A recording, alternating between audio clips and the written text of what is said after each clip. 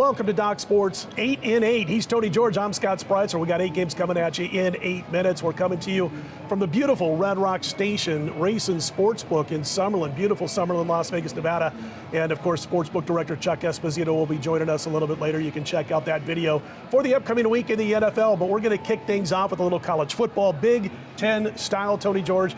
It is Ohio State at Rutgers. Buckeyes laying about 15 in this one, and boy, things are not cookies and cream right now in Columbus. Kayvon Pope, he gets booted from the team last week after blowing a gasket, and there's a whole mess of players, over a dozen, for Ohio State, Tony, that are listed as questionable for undisclosed reasons. Your thoughts on this one? Well, those guys right there are still banking on the fact you're going to love Ohio State and laying big numbers. We're finding out teams like Ohio State, a couple others, Clemson, A&M. a couple others out there, A&M. You know, it's not what it used to be. This game here is definitely not what it used to be when it comes to Rutgers. Now, Rutgers 4-0, Scott, against spread, straight up. They're playing. Schiano's doing a heck of a job there. Sure. For them, and this is a football team here that has, our ex-Nebraska quarterback, That's right. Vedral, throwing almost 70%, no interceptions, doing a great job there. But what's doing a really good job here, when you look at the strength of schedule, this, that, and the other, you're going to lean Ohio State a little bit here. But let's take a Big Ten opponent, Michigan. They played Rutgers. Michigan was scoring 47 points a game going in that game. Rutgers held them to 20 because that defense is for real here. And I really like probably the under 58 here more than anything, which would bring in the points into play. Now on Wednesday, we don't know where this line's going to settle because of all the unknowns around this game, but Ohio State's going to struggle here. And I would like to think that Schiano's going to play to his strength, Scott, and he's going to go ahead and put that vaunted defense up there and see what he can do against Ohio State. Looking forward to this one here, and I think it'll be a closer game than a lot of people think. Last week we talked about, the Notre Dame game last week against Wisconsin. Sorry I gave you the under, and I wasn't expecting a 34-point explosion in the fourth quarter, Scott, but taking on Cincinnati this week in the rare role of an underdog, Scott, in South Bend. And as I pitch this over to you right now, Cincinnati, as we tape this on Wednesday, is laying 2 points, 50.5 as a total. It's dropped down a little bit from 2.5, but Scott, the last time I remember Cincinnati, and I know between you and I, 60 years of experience doing this, I saw them in a bowl game against Georgia, and the moment was too big for them. Sure. I'm wondering what you think about them coming into this game with Ritter at quarterback and as a favorite. Yeah, I was going to say, the fact that they're favored against Notre Dame, I mean, who would have thought that just a couple of years ago? Listen, Luke Fickell, you could see right away that this guy was going to turn things around really fast at Cincinnati, and he's done so. But before the season, I went back and I looked at my power ratings. I looked at other power ratings that I trust, and they had Notre Dame 7.5 point favorite in this spot against Cincinnati. Now, of course, as I mentioned, you got to lay a couple with the Bearcats. Here's the thing. Right now, as we speak, on Wednesday afternoon, Jack Cohen is questionable for the Irish. He's got the ankle issue. You've also got a situation, though, even if he's healthy, and they did a number on Wisconsin. And by the way, you had the under. I had Wisconsin last week, so that wasn't our favorite game. But I'll tell you what, this Notre Dame team is not even in the top 100 when it comes into offensive line yards. They're not running the ball well, and they better get that together here against Cincy. I think what you're going to see is a whole lot of passing that they're going to have to do in this game, short dump-offs, things of that nature, try to turn those into kind of like extended running plays. And I think the game goes over the total of 50.5. You know, that thing shot up 3 points from the open, opened up at 47.5 here. And I agree with you. I think there's going to be some scoring in this ball game. I think both teams got to throw the ball a little bit more. Ole Miss at Alabama as we head to the SEC, and we got a couple of great storylines. Bama, by the way, laying about 14.5. The total is about 143.5. Just kidding, it's 79.5. But we've got the Lane Kiffin, Nick Saban storyline. But how about the fact that we've got right now the two Heisman betting favorites when you're talking about Ole Miss quarterback Matt Corral and, of course, Bryce Young of Alabama. Tony, is Bama going to roll in here and do what Saban does normally to his former assistants, which is obliterate them? Or do you think Lane Kiffin's got a chance to at least hang the number? I think Lane Kiffin's got a chance to hang the number. And, if you take a look at who Alabama's played, and then you take a look maybe at their toughest game this year, which was Florida, they eked out of their 2-point win here. 98 points per game combined, Scott, When have you seen that? Exactly. 635 yards per game, #1 offense with Ole Miss in the country. They're passing, Scott, look at these numbers. This is even better than Nebraska back in the 90s. 336 passing, 298 throwing, running, 336 passing, 298 running the ball, which is #4 in the country. So they're balancing their attack with the run. They're just not chucking it every time. Alabama's defense only allowing 283 yards a game here. I tell you what, all things considered, the dog's going to bark here. I'll take Ole Miss in the points here for that one. And ladies and gentlemen, Arkansas, Fayetteville, how you doing? You got a football team down there. And a little bit surprised at this line taking on the Dogs of Georgia. Let's see, they put away Texas. Yep. They put away Texas A&M. Yeah. You know, and now they're going down to Georgia. A couple of injuries there you need to worry about with Arkansas this week, Scott. 18.5 points. Georgia is laying total 48.5. Boy, this is going to be let's see how good they are.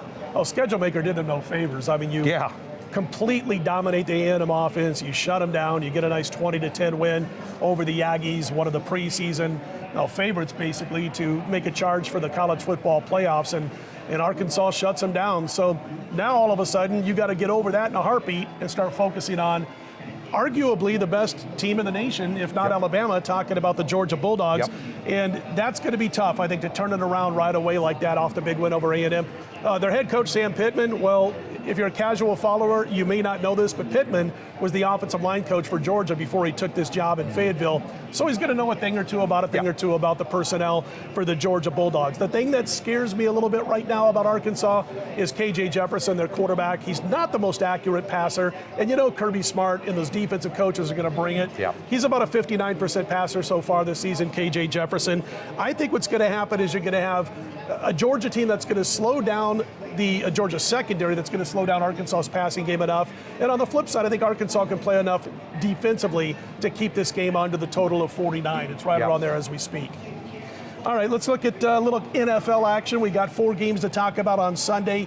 First one up, the Carolina Panthers, undefeated, heading to Jerry's World, Arlington, Texas, to take on Dallas. Cowboys laying 5, total 50.5, Tony. And they're 3-0 start right now. I did a lot of VSiN shows a couple of years ago when Matt Rule was in the college ranks, and I said, I cannot wait till this guy moves to the NFL to see what he can do. But here's the caveat, all right? Look who he's beaten thus far. He's beaten a bunch of nobodies thus far, for the most part, as far as this season is concerned. Gets a little bit tougher this week in the Big D. It does, and I can hear him now after Monday Night Football. I can hear all the Cowboys fans on social media. They're ready for the Super Bowl after beating up on Philly, which isn't that good, by the way.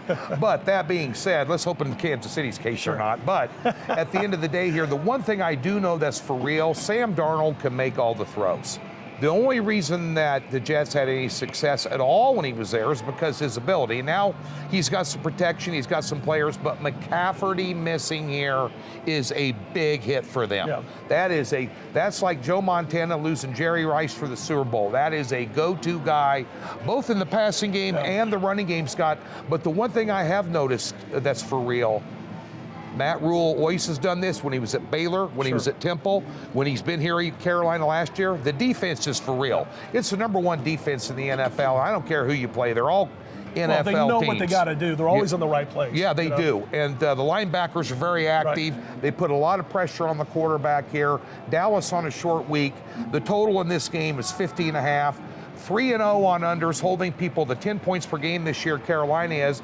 And dating back to last 3 games last year, they were 3-0. So 6-0, their last straight games on unders. Dallas may have a little bit of a hangover after that big win. So you know what? I like the under here a little bit, Scott. And I do a teaser every week. I haven't lost a teaser yet. This is a total teaser. Take that 50.5 and tease it up to 56.5. And then take the under for a little bit of added insurance. I don't do total teasers. I'll rely on you for that. Yeah, well, Tony the teaser, man. Come on. Until I'm unbeaten. 8 straight road covers, though, for Carolina, so I know. keep that going. Well, again, the schedule bothers me more than anything. Divisional sandwich here. Right, and Dallas, they played Tampa Bay tough. I think the strength of schedule, a little bit more battle-tested, a little bit. But I think this will be a really good game to see where Carolina is at. Scott, speaking of where somebody's at, I don't know where the hell Kansas City's at right now. 7 points on the road with that defense. They're laying 7 on the road with that defense. I don't know, maybe Chuck Esposito wants to make a little bit of money on that game there. But at the end of the day, they're on the road at Philly, who did not look good on Monday Night Football. Don't put a lot of stock into what you saw the week before, week to week in the NFL. But you have to put a little bit of stock in the way Kansas City's played defensively and the inconsistent offense that Philadelphia's had, Scott. KC up to 7, total 54.5. Yeah, I saw this open 6 at Station Casinos, and it shot up to 7.5, and it's basically, that's 7.5 just about everywhere. And, it's funny, I haven't really changed my power rating hardly at all when it comes to the Kansas City Chiefs since my preseason power ratings. Yet I keep thinking they should be favored by even more, but yet I won't play them because of some of the stuff that's going on the defensive side of the football. So now they're going up against an Eagles team, and here's the thing. I watched that Monday night game, as did everybody, and I saw Jalen Hurts that looks like his confidence is not quite there yet. Yep. And I also didn't like the play calling. Not that the play calling didn't benefit what he can do. I didn't see many rollouts. I didn't see throws on the run. And if they don't get that together and allow this kid to do what he does best, I think he's going to struggle for most of the rest of the season. Kansas City isn't covering. We know that. 0-3 this year against the spread, 2-12 the last 14. One of those 2 covers happened to be a very close half-point cover. But in this particular game, I think you're going to see a spirited effort by this KC defense. I think enough is enough. I'm not going to back them here more than 7 at this point, but what I am going to do is play the under 54.5 because I think you're going to see a little bit better defensive game out of Kansas City this week, Tony. Seahawks at 49ers. 49ers laying 3, total 52.5 in this one. Seattle, boy, you can't afford to drop another one in the NFC West and drop to 1-3. They are on a 13-5-1 spread run against the Niners. Your thoughts on this one? Well, if the Rams win this week, right, and Seattle would lose, they're 3 games out already. Yep. And all the NFC West teams are playing this week, but this game here intrigues me a little bit. Again, I'm unbeaten with my 2-word picks, and they've all been totals.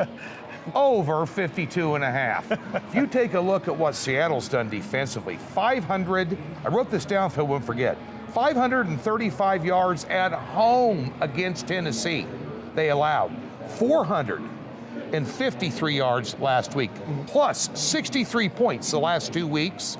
Now, Seattle defensively is not going to stop San Francisco, and San Francisco can't run the ball. They're thin at running back, so they're going to chuck the rock the whole game.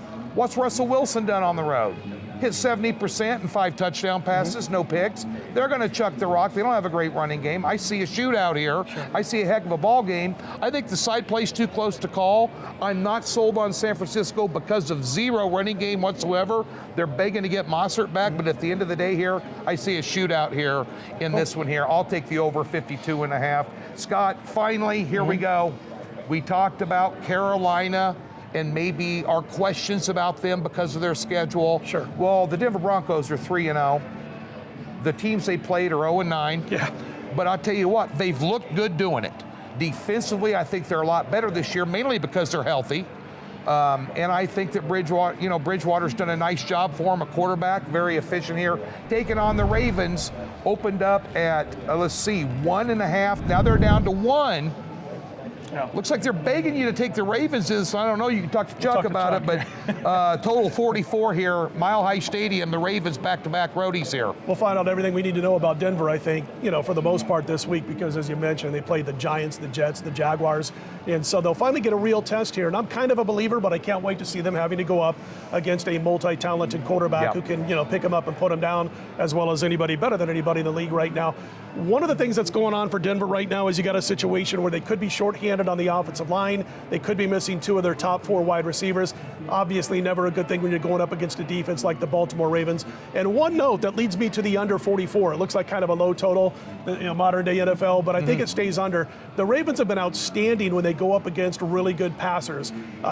Teams that complete at least 64% of their passes. The Ravens have gone on a 6-0 under run against these teams, and they've really shut these teams down. Now, Bridgewater's hitting like 77% of his passes, but again, look who he's played, the Jets, the Giants, and the Jaguars. Under 44 for me, Tony. And don't forget, you can check out all our stuff at DocSports.com. He is Tony George. I'm Scott Spreitzer, coming to you from the Red Rock Station Race and Sportsbook. Let's put them in the win column, everybody.